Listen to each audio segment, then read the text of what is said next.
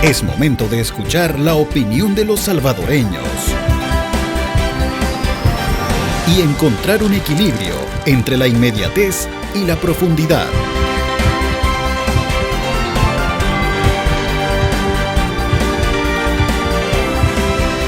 Pulso Ciudadano.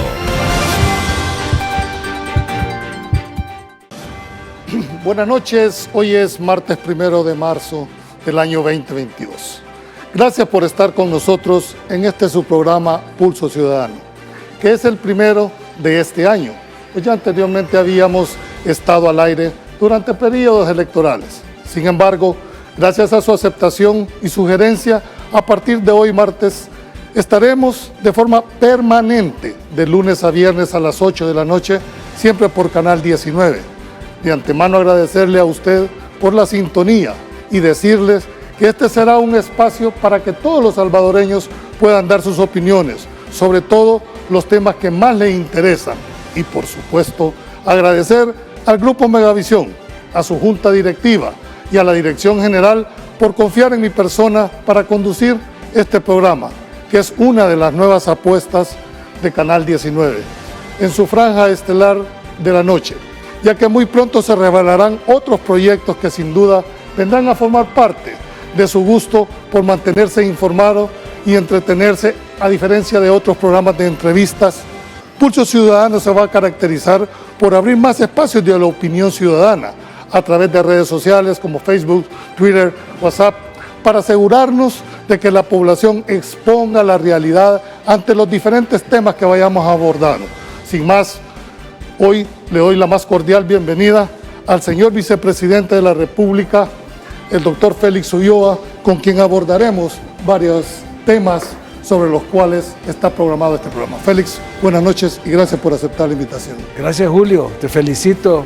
Realmente es una fecha histórica, ahora que tú de nuevo, frente a las cámaras, frente a la audiencia, a tu público, vas a asumir esta responsabilidad comunicacional en momentos importantes en el país, en el mundo entero, donde se requiere de análisis, de opiniones balanceadas, objetivas, frente a un mundo en el cual las guerras mediáticas están definiendo posiciones. Yo creo que el papel de la prensa y los medios de comunicación masiva deben servir justamente para que los ciudadanos, como tú has insistido, que este programa va a ser eminentemente ciudadano, se formen opinión.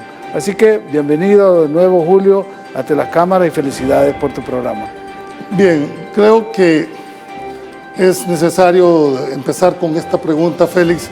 ¿Qué ha pasado con uno de los proyectos más emblemáticos de este gobierno, como fue el proyecto de la reforma constitucional, que durante un año trabajaste arduamente y sobre todo generaste la propuesta, pero ahí está, como decimos, durmiendo el sueño de los justos? Pues no está durmiendo el sueño de los justos, está en proceso de reactivación tal como lo habíamos planificado. Si tú te acuerdas, el proyecto se lanzó al público el día 15 de noviembre de 2020, cuando iniciamos la plataforma Consulta SB para que los salvadoreños que radican en cualquier país del mundo pudieran enviar sus propuestas y los salvadoreños que vivimos en el territorio nacional también la pudieran usar. Recibimos casi 4.000 entradas en esta plataforma entre el 15 de noviembre y el 28 de febrero, que era cuando dijimos vamos a cerrar el periodo de recepción. Ahí me comprometí yo ante el público y ante la nación a entregarle al presidente el 15 de septiembre el proyecto de reformas ya elaborado por el equipo ad hoc y que era producto de las 4 mesas de trabajo donde centenares de profesionales del derecho, de las ciencias sociales, de la medicina, líderes religiosos, políticos, de opinión, académicos, llegaron a dejar sus propuestas. Y en efecto, el 15 de septiembre se le entregó al presidente. Para nosotros terminaba una fase, una etapa. Y hemos hablado con el presidente de la República para informarle que viene la segunda etapa, que es la que estamos trabajando en este momento.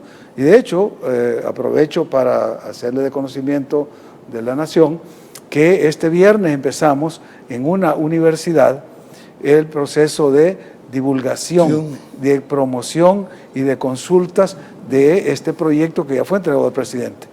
Muchos decían que no era, dijéramos, el momento oportuno para haber hecho un planteamiento de reforma, sobre todo el contenido, porque estás hablando de 16 reformas, que prácticamente es una constitución. Sí, bueno, realmente es una nueva constitución porque se imponía y no fue una decisión ni del equipo ad hoc ni de los abogados que estábamos como miembros del equipo el modificar tantas reformas. Fueron 218 reformas las que se introdujeron a una constitución que tiene 274 artículos, era prácticamente una nueva. Pero eso es lo que el pueblo decidió, eso es lo que el pueblo nos envió, eso es lo que se consignó después de procesar estas miles de opiniones que llegaron y escuchar a centenares de instituciones, entidades, líderes, profesionales, ciudadanos que en su carácter ciudadano llegaban a dejar propuestas. Prácticamente el país ha sufrido, o ha tenido, mejor dicho, 14 constituciones productos de golpes de Estado. Se rompe el orden constitucional y se procede. Sin embargo, esto no es producto de un golpe de Estado. La pregunta, Félix, ¿cuál va a ser el procedimiento que se va a seguir para lograr esta reforma? ¿Es el que establece el 248? Exactamente el mismo. El artículo 248 establece cómo se debe seguir el proceso para una reforma constitucional. Y son 10 diputados como mínimo que le deben de dar iniciativa 40. Para que entre a discusión, 43, o sea, la mayoría simple lo deben aprobar y una segunda legislatura la debe ratificar con mayoría absoluta. Hablando con el presidente sobre este tema, me decía, pero ¿por qué solo 10 diputados?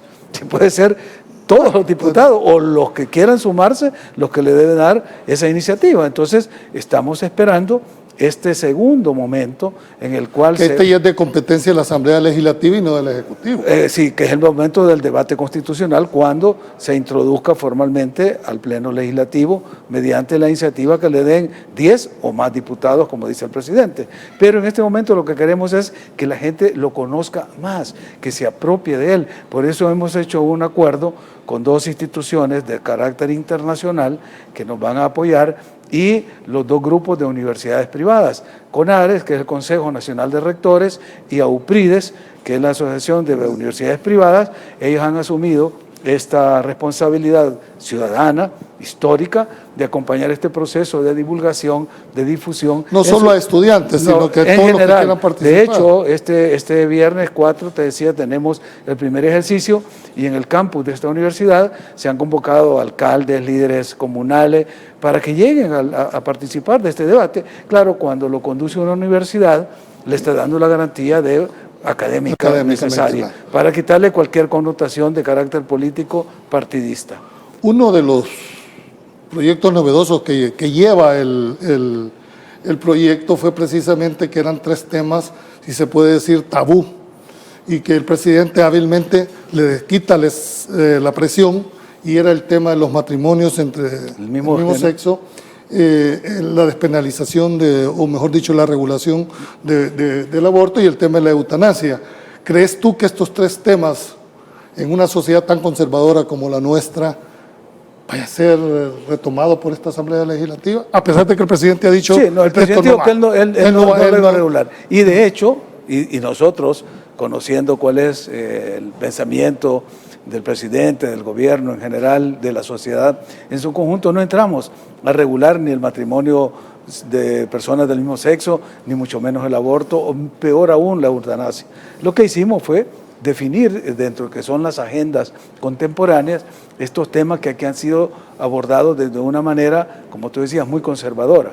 Pero como el debate se fue modificando y se le fue dando, bueno, incluso líderes religiosos, incluso de la Iglesia Católica, salieron condenando el hecho de que nosotros poníamos la eutanasia como un derecho en el proyecto. Y en esos días falleció mi madre allá en Canadá, y yo saqué en la esquela dando las gracias a las personas que me externaron sus condolencias, diciéndoles que mi madre había muerto rodeada de sus seres queridos. Yo tuve la oportunidad de estar con ella en sus últimos días, asistida con medidas paliativas que le dio el sistema de salud canadiense y que le permitió tener una muerte digna. Eso es lo que nosotros pusimos como derecho. Yo decía, ojalá todos los salvadoreños tengamos derecho a una muerte digna, porque debe ser un derecho. Y eso no quiere decir la eutanasia. Sí. La eutanasia es cortar la vida, es desenchufarte de la máquina. ¿verdad? Pero eso fue lo que se percibió. Eso, así lo malentendieron. Nosotros dijimos, mire, hay 3 términos médicos muy técnicos. Si los ponemos, la gente no lo va a entender. Es la eutanasia, que es cortar la vida, la distanasia, que es aumentar la vida de manera artificial, cuando te tienen conectado y estás ahí que sos un vegetal, y la ortotanasia, que es la muerte digna, te mueres tú de forma digna, con cuidados paliativos, así que la vida se te va cuando termina, no te la han cortado, ni te la han prolongado artificialmente, pero esos términos son muy técnicos, ortotanasia, Cuando el distanasia. presidente Félix decide retirar estos 3 temas hábilmente para no generar esta confrontación, no implica que estos temas no vayan a ser discutidos a nivel académico, es decir, puede ser que se aborden con la misma profundidad puede ser que no. puede ser que no. Nosotros no tenemos ninguna agenda a imponer, así como estos temas aparecieron, así igualmente puede que no aparezcan. Lo que estamos viendo es que la sociedad está entendiendo mejor estos temas tabú que se abordaban desde una ética posiblemente arcaica, de la cual algunos sectores satanizaban los conceptos. Hemos visto, por ejemplo, recientemente un fallo de la Sala de lo Constitucional actual en un tema que también era tabú aquí, que es el caso de la declaratoria de inconstitucionalidad en el caso de la ley del nombre, porque se le obligaba a una persona que ha tenido una opción diferente de género a mantener el nombre según el sexo original. Esto ya es un avance. Yo te digo, yo en lo personal, yo tengo mis propias convicciones, pero aquí lo que vamos a hacer es lo que la población requiere, decida, y lo que se logre conformar en la Asamblea Legislativa, porque como tú sabes, ahí es donde se va a tomar la decisión. Lo que queremos es que el debate se haga con sectores informados, para que la gente no la vayan a sorprender, no la vayan a engañar, y que la voluntad de la mayoría sea la que... Uno de los grandes avances que lleva, dijéramos, o que ataca el fondo, dijéramos, es la creación de un tribunal constitucional separado, dijéramos, de lo que es el órgano judicial. Es decir, ¿cuál fue la visión del por qué la sala de lo constitucional, tal y como está concebida en la actual Constitución, no reunía? ¿Cuál fue la filosofía del por qué separar el tribunal del órgano? Fíjate que dentro de la visión de la gran reforma, en la parte orgánica, que es la que se refiere a los órganos fundamentales del Estado y de las instituciones, quizás en donde se hizo la operación de cirugía mayor es en el órgano judicial, porque es donde hemos cojeado últimamente en el fortalecimiento del Estado de Derecho y en la garantía de una pronta y cumplida justicia, por la carga administrativa que tiene la Corte Suprema de Justicia y el presidente de la Corte Suprema de Justicia, que a la vez es el presidente de la Sala de lo Constitucional. Entonces ahí hicimos una separación de funciones administrativas y jurisdiccionales a efecto que los magistrados se dediquen a administrar la justicia, que es lo que les corresponde, y no estar viendo cheques, vales de gasolina, contratación de personal. Dedicarse únicamente a administrar la justicia. Y dentro de eso veíamos que la Sala de lo Constitucional, que tiene en su competencia los 3 recursos que todos conocemos, el amparo, el habeas corpus y las inconstitucionalidades de manera general, creímos que debería estar separado del órgano judicial. ¿Para qué? Para que pudiese tener esa calidad de un órgano que no está vinculado a lo que son las Cortes Supremas de Justicia, que son tribunales de alzada, son tribunales de casación, es la tercera instancia. Y ahora hemos visto en casos concretos de que un fallo de la sala lo puede conocer en la sala, en la Corte Plena, y ahí puede haber ya doble juzgamiento. Es decir, hay una disfuncionalidad. Por eso creímos que era importante separar al tribunal, pero fortalecer la justicia en su nivel más alto. Y hemos creado la propuesta de crear 2 salas más. ¿Y por qué tanto cuestionamiento al proyecto? Es decir, que no es necesario un tribunal, bastaba y sobraba. Muchos colegas se dijeron, bueno, ¿cuál es la finalidad de tener separado? Mira, en todo lugar se cuecen habas, y aquí había muchos abogados y bufetes que litigaban en la Sala de lo Constitucional, o litigan aún en las otras salas, y que para ellos cambiar este status quo, a buscar una aplicación de la justicia de manera pronta, cumplida para todos los ciudadanos y no de forma selectiva como la fuimos viendo. Hay casos, bueno, tu caso, tú metiste un amparo y no sé si ya te lo resolvieron tres años más tarde. Y hubieron otros amparos que se introdujeron y a los 30 días. ¿Para ti hay justicia selectiva en este país? Por lo menos yo creo que algunos que utilizamos en algún momento la jurisdicción constitucional, creo que hubo selectividad en algunos casos que se dejaron engavetados y casos a los que se le aplicó la justicia de manera expresa. Último, antes de irme al corte comercial, necesito hacerte el planteamiento que es una de las reformas también que ha generado un poco más de duda, y es el tema de la colegiación obligatoria. Es decir, partís ahora de que todos los abogados vamos a tener que estar colegiados para poder, dijéramos, aspirar a algún cargo dentro de lo que es el órgano jurisdiccional. ¿No atenta eso contra otro principio, dijéramos, reconocido en la parte dogmática como es la libre asociación? Sí, fíjate que lo analizamos desde esa perspectiva y creímos que era necesario regular la colegiación, no solo de la profesión de abogado, sino de todas las profesiones, porque en la parte del capítulo relativo a la educación, en la educación superior, reconocemos la educación universitaria y las carreras universitarias como materias en función social. Por lo tanto, había que darle cierta regulación que le garantice al ciudadano, no solo en el caso de los abogados o los médicos con las malas prácticas, sino ingenieros que hacen casas y luego se hunden, edificios que se caen. Es decir, hay que tener una regulación de las profesiones, pero para no atentar contra este principio universal que tú mantienes de la libertad de asociación, dijimos que eso era un derecho que tenías si tú querías estar dentro de un colegio porque querías aspirar a un cargo, pero si no te interesa, no te no es interrogantes que más ha inquietado, y es el hecho de que tanto la Constitución actual, la interpretación que las salas habían hecho, no se permite la reelección inmediata. Y de hecho así ha sido, dijéramos, concebido como tal. Sin embargo, hemos visto que hubo una decisión jurisdiccional en el cual se permitía, dijéramos, que se pueda inscribir a candidato al actual presidente. Incluso el máximo tribunal en materia electoral externó ya o adelantó la posición adhiriéndose al tema de la sala. ¿Cómo interpretas tú esto, que vía decisión judicial se pueda, dijéramos, establecer lo que la Constitución no permite?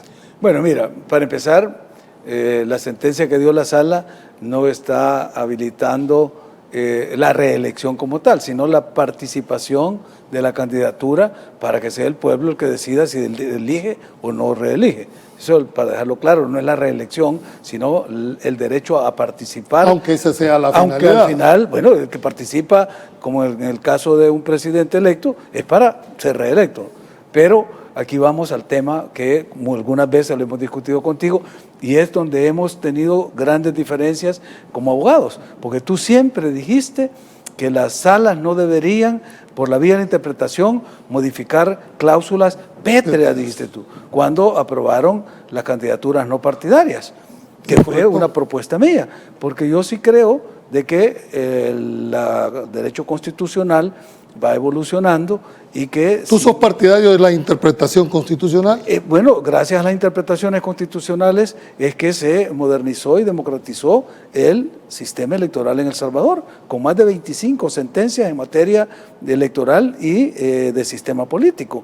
Yo recuerdo que tú te opusiste a eso, y otro gran jurista, el caso del doctor Mario Solano, también dijo que esa sentencia la que yo propuse de las candidaturas no partidarias, violentaba el artículo 85 de la Constitución, porque solo los partidos políticos eran los únicos que podían presentar candidatos para la diputación.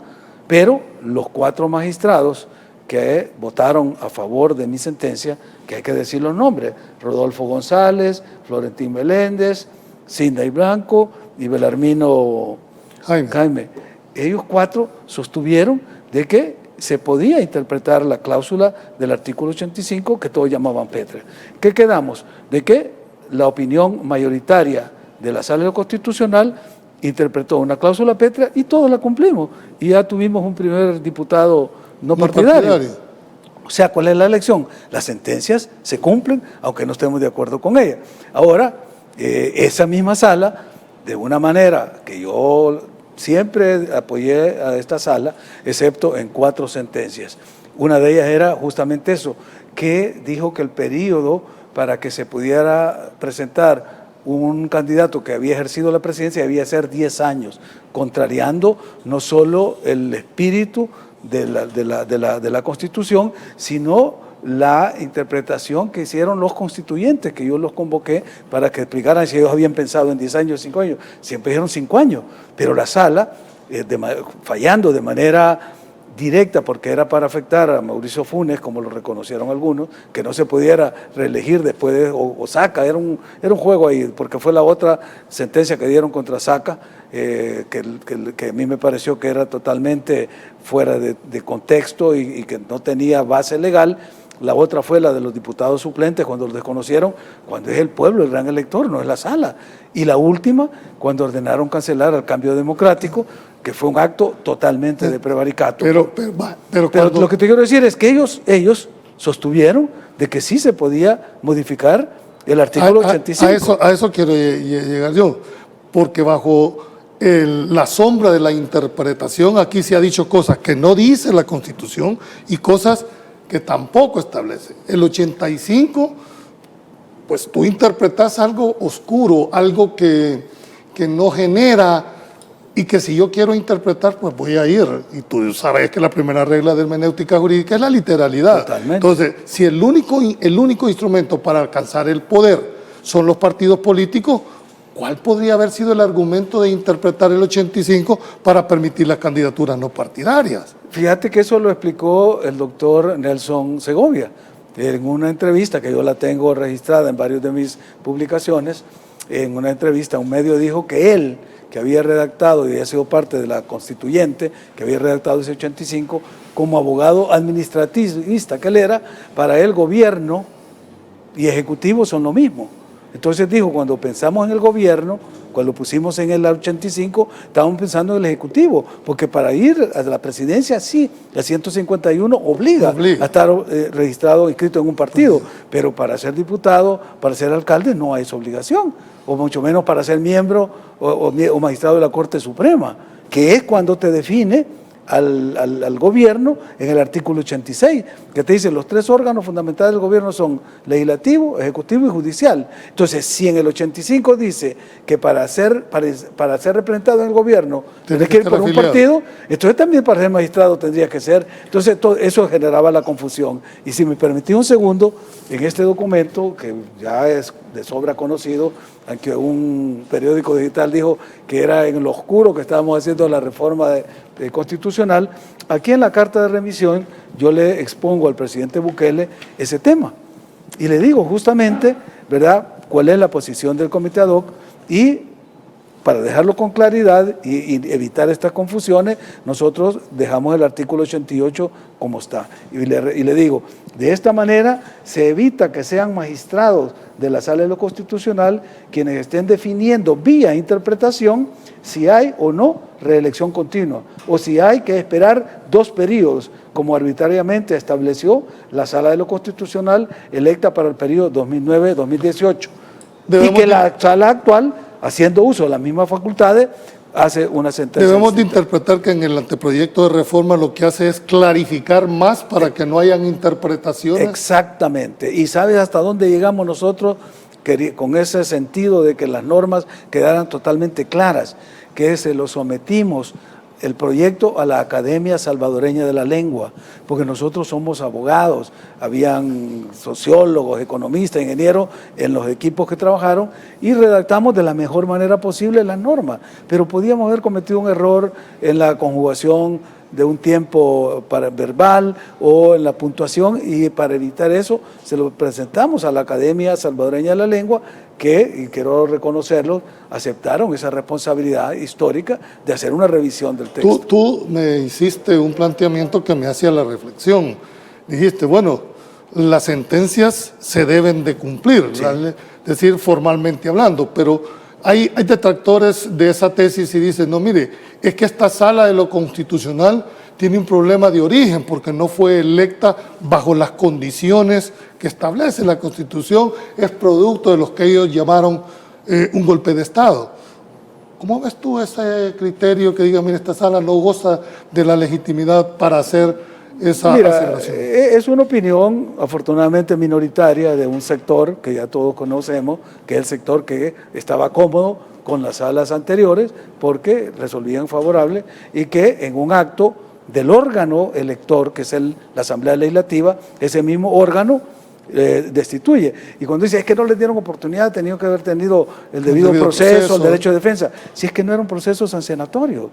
Es decir, eso, tú tienes derecho a defenderte cuando te van a sancionar, o está la posibilidad de que te sancione. Pero ellos no hubo ninguna sanción, se fueron a su casa. Lo que hubo fue un acto de administración política. ¿Lo consideran un acto político usted? Claro, o sea, el mismo órgano que los eligió los destituyó.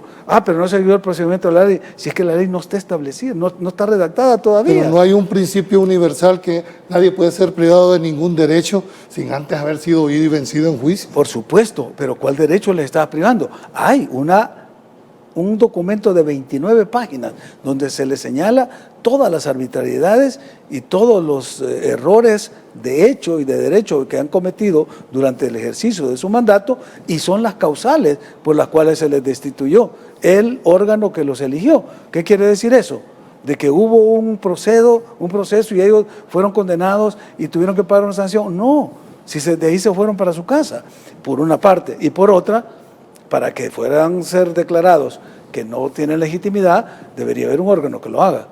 Ya vimos casos en los cuales una elección de magistrado fue declarada inconstitucional, cuando una asamblea se atrevió a nombrar en su periodo 2/3 de la Corte Suprema, y ahí se declaró inconstitucional. Lo mismo con un presidente de la Corte Suprema de Justicia. O sea, pues que los mecanismos pueden activarse si hubiese como... Quiero entender que mientras no haya una declaratoria de inconstitucionalidad de este decreto en el cual se nombraron, siguen teniendo la validez. Esa es la percepción. Es que no hay otra. ¿Cuál otra podría ser?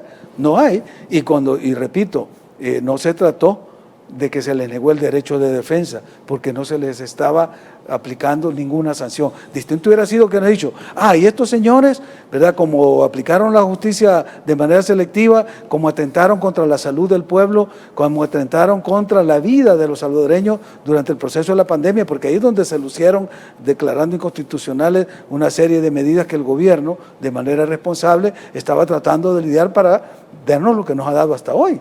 Una de las mejores administraciones de la pandemia del COVID-19 reconocido a nivel mundial, por esas medidas que tomaron y que estos señores estaban socavando y estaban vulnerando y violentando el ejercicio de la presidencia y del Ministerio de Salud Pública, en este caso, porque se aplicaba el Código de Salud, y entonces habían dicho, y como cometieron eso, se van presos o se les condena o tienen... No hubo nada, por eso es que no había de qué defenderse. Lo único que hubo fue la justa causa en un documento de 29 páginas donde se demostró todo lo que habían hecho y por lo cual se les destituía. ¿Y quién los destituyó? El órgano que los eligió, nada más era un acto administrativo. Desde el punto de vista del gobierno, o mejor dicho, desde la Asamblea de la Evaluación, fue un acto político, ¿verdad?, donde no se tiene una sanción y por lo tanto no había derecho de aplicar, no había litis contestación, ahí no había contradicción de proceso, porque lo que había era como cuando tú despides un ministro. ¿Cuántos ministros se despidieron y nadie dijo, mire, a este ministro no le dieron derecho de defensa? Para cerrar el tema, desde el punto de vista eminentemente formal, desde la óptica de ustedes, que es una sentencia, la cual ha sido emanada por un órgano jurisdiccional, ¿verdad?, que mientras no lo declaren como tal está sujeto a eso y la tienen que cumplir aunque vaya en contra de los preceptos constitucionales. Es lo mismo, inscribieron a un candidato para ser electo diputado, se lo electo y nadie dijo, mire, el 85 no lo permite. Entonces yo creo que donde obra la misma razón, la misma disposición. Yo creo que con eso zanjamos el problema y nos atenemos a lo que exige un Estado de Derecho, en el cual las sentencias de los jueces tienen que cumplirse, nos gusten o no nos gusten, porque a muchos no les gustaba, tú eras uno de ellos, que hubieran candidatos no partidarios para diputados, pero nunca dijiste, este señor que salió electo, no lo reconozco como porque no siguió lo que dice el artículo 85. Es lo mismo, Julio. Ok, Bueno, con esto se deja, dijéramos, claramente la posición. Bien, llegamos al segmento ciudadano en el cual pues, se están manifestando. ¿Qué pregunta le harían ustedes al vicepresidente? Y nos dice uno, pregúntele al señor vicepresidente sobre el tema de pensiones, tema complicado, ¿verdad? No es fácil abordar un tema que va a requerir de muchísimos casos. El segundo dice, yo creo que cuando el gobierno no se pronuncia ni en bien, ni en favor, ni en contra, es de sabios. Y finalmente, quisiera preguntarle al vicepresidente de la República qué opinión tiene sobre el conflicto armado de Rusia y Ucrania y si el gobierno tomará postura sobre el tema de forma oficial. ¿Qué opinión te merece la pregunta que están haciendo, dijéramos, nuestros televidentes en este momento? Bueno, quizás sobre la primera, sobre el tema de pensiones, creo que el presidente fue suficientemente claro, está consciente de la necesidad de hacer una revisión de nuestro sistema y de manera responsable, cuando recibió los proyectos, dijo que se iban a estudiar. Está en ese proceso de estudio con el compromiso de dar una respuesta que vaya, sobre todo, a beneficiar a los pensionados, que es beneficiar a los trabajadores que acumulan durante la vida productiva un fondo que les pueda servir de retiro cuando se llega a la edad de la vejez. ¿Va a ser una reforma integral o que la idea es esa, que sea una reforma integral, porque han salido varias ideas puntuales y medidas incluso inmediatas anticipándose a la reforma, pero yo creo que en este tema hay que tener un poco de calma, porque es una de las reformas estructurales más grandes que puede tener el modelo en El Salvador, y por lo tanto hay que hacerla con mucho cuidado, con mucho tino, y sobre todo teniendo, como ha dicho el presidente, en el horizonte el beneficio de los trabajadores y de los pensionados. Con respecto a la pregunta de por qué el gobierno no se pronuncia sobre el conflicto entre Rusia y Ucrania. Sí, mira, yo creo que a veces el no pronunciarse es una forma de pronunciarse. Y como dice ahí alguien, es de sabios saber en qué momento pronunciarse. Nosotros tenemos problemas ingentes en el país, en la región, y de alguna manera, como salvadoreños, los que, por lo menos la gente de mi edad, que vivimos durante el periodo de la Guerra Fría, esa confrontación entre el este y el oeste, que era justamente la ex Unión Soviética con la Europa Occidental y los Estados Unidos, que era la lucha pues entre el este y el oeste, nos ubicó a nosotros en un conflicto enmarcado en esa situación que no deberíamos de nuevo, pequeños países como los nuestros, estar tomando partido por uno u otro bloque.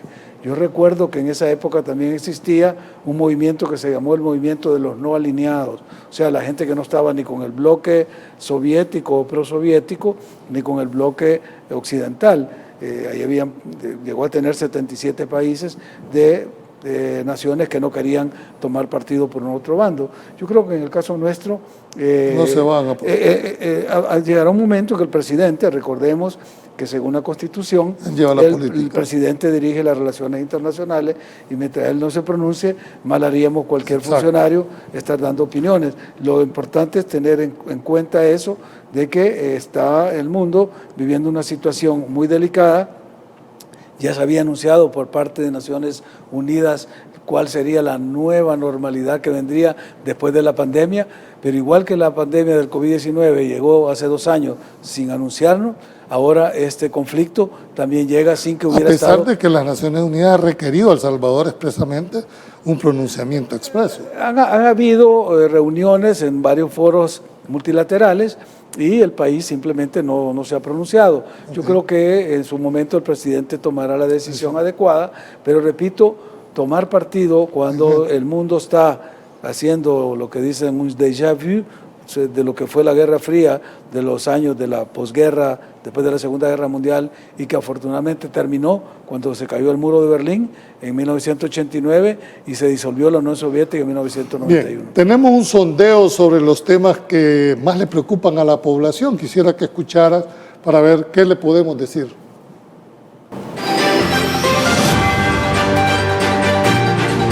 La inseguridad que hay en las calles, y creo que es lo único que nos preocupa a la mayoría de jóvenes, la verdad, salir y no saber si vamos a llegar a casa, la verdad. Más que todo la delincuencia. Eso, y que todo está al alza. Que el Bitcoin va para abajo y todo va para arriba. Como las cosas han subido lo de la comida y lo de la gasolina. Yo digo que la falta de trabajo, ¿verdad? Eso es lo que falta, la verdad.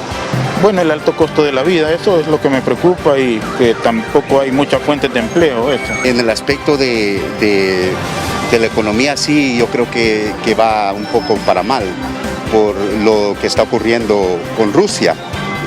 Principalmente por la exportación de harina y todo eso para las personas que hacen ese trabajo. La situación que nos puede afectar, que está pasando allá en Rusia y Croacia, que puede afectar aquí en el país, pero de ahí por lo demás es de salirse a rebuscar.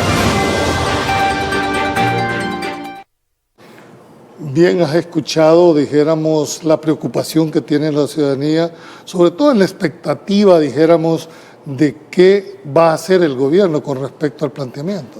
Sí, yo creo que lo podríamos resumir como en dos grandes categorías de preocupación que tiene la gente, y son los que tradicionalmente hemos venido observando en los últimos años. Uno, el tema del trabajo, la sobrevivencia, el empleo, algo con lo cual nosotros hemos lidiado a pesar de la pandemia.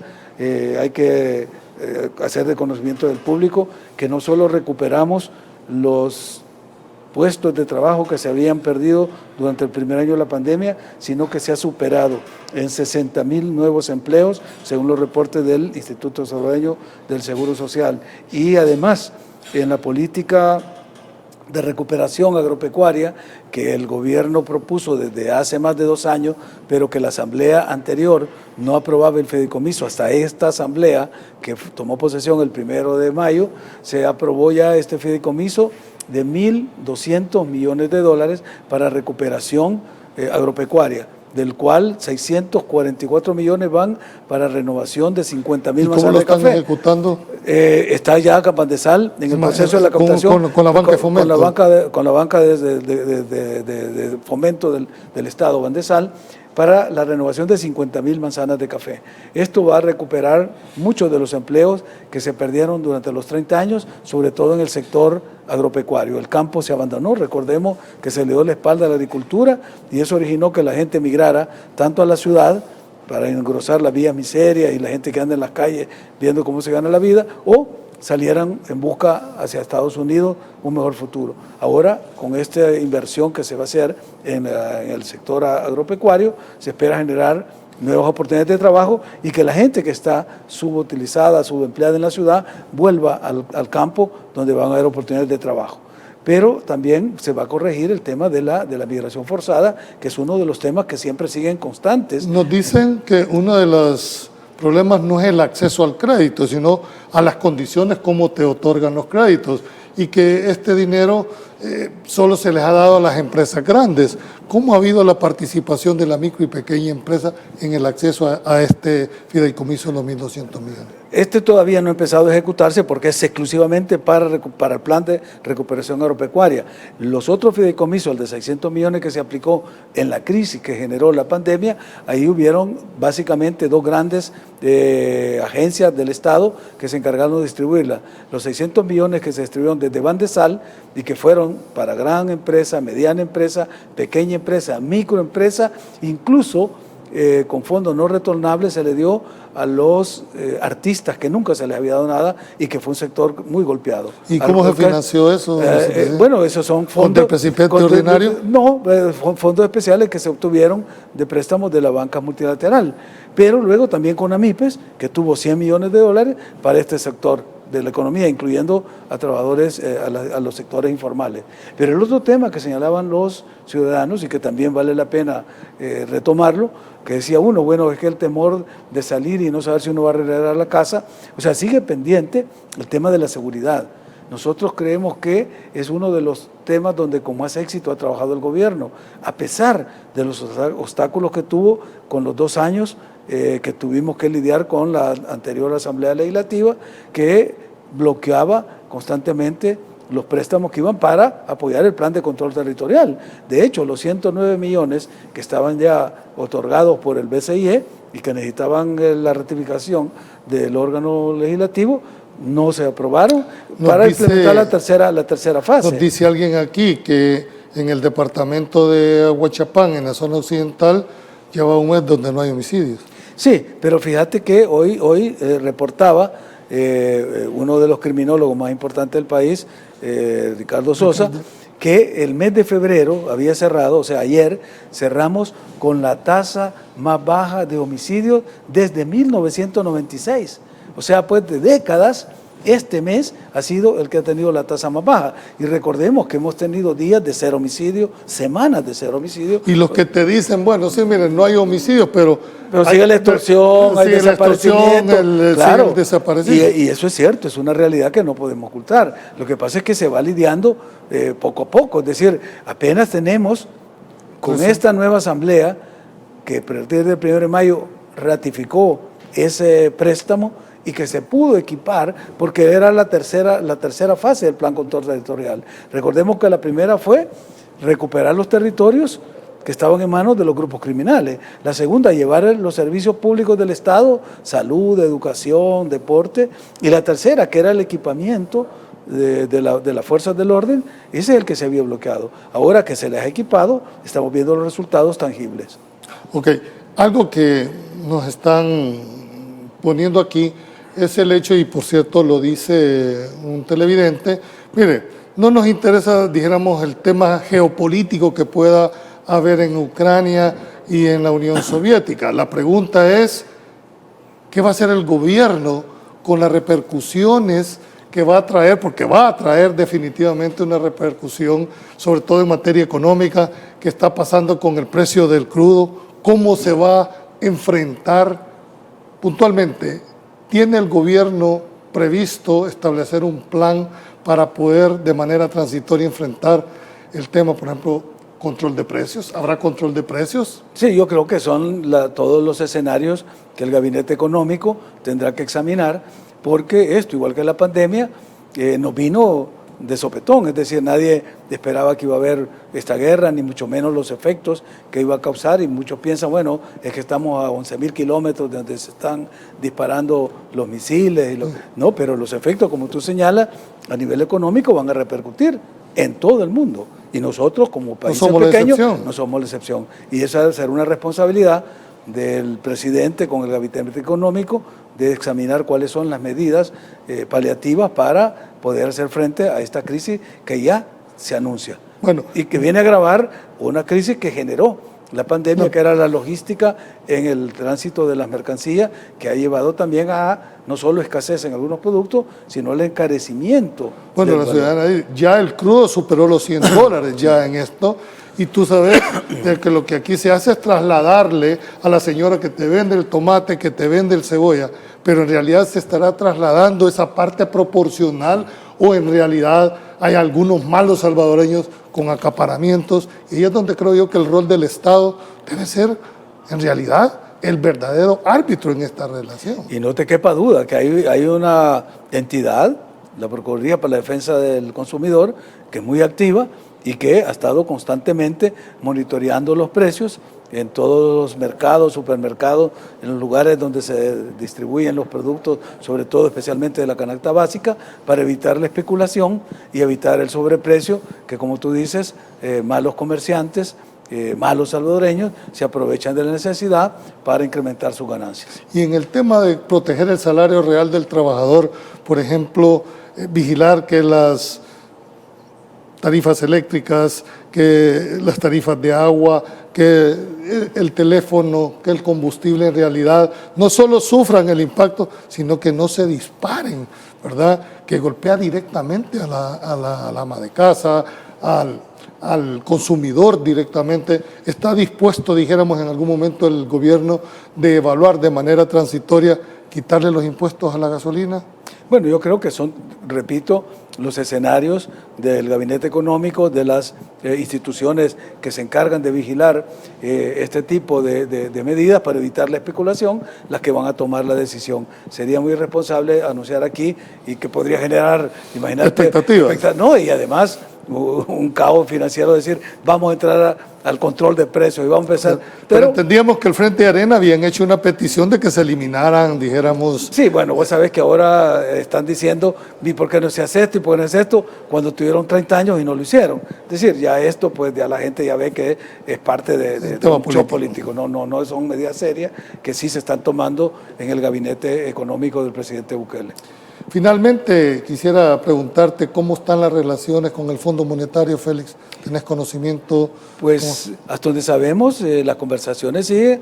El ministro de Hacienda ha sido muy explicativo, ha estado constantemente en los medios dando las explicaciones de cómo se ha estado desarrollando esas pláticas, y el tema del artículo 4, que es el que más se estaba discutiendo, a qué nivel se han planteado, y ahí no hay por ahora ninguna visión de que haya nubarrones o que hayan, como dicen los economistas, cisnes negros que nos van a aparecer y que nos van a generar un problema a nivel del financiamiento que podemos obtener de estas instituciones multilaterales. Creo que estamos bien con... ¿Podemos descartar un impago, dijéramos, que es lo que la gente más tiene? Es decir, mire, es que como no estamos con el fondo, es posible que no podamos hacerle frente a las obligaciones como Estado. Es que eso es lo que muchos quisieran. Y yo he oído a algunos economistas que se dicen serio. Sí, porque de hecho lo plantean casi de esa manera. Es que lo están planteando ya casi como que es un fait accompli, cuando la verdad es que es pura especulación y son análisis de algunos sectores económicos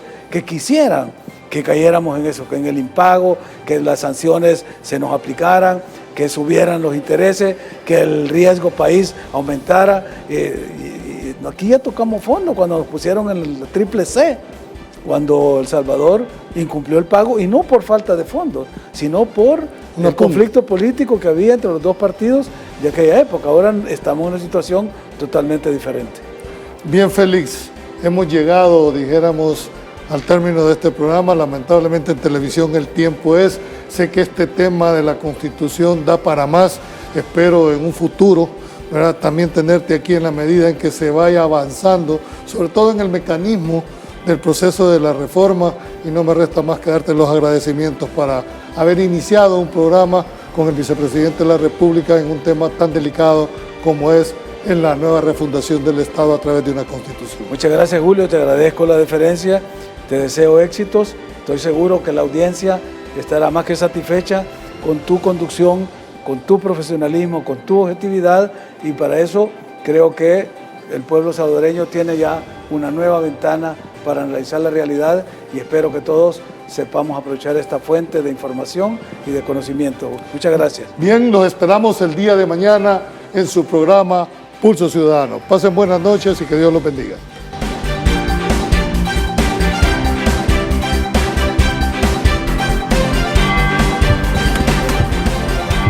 Es momento de escuchar la opinión de los salvadoreños y encontrar un equilibrio entre la inmediatez y la profundidad.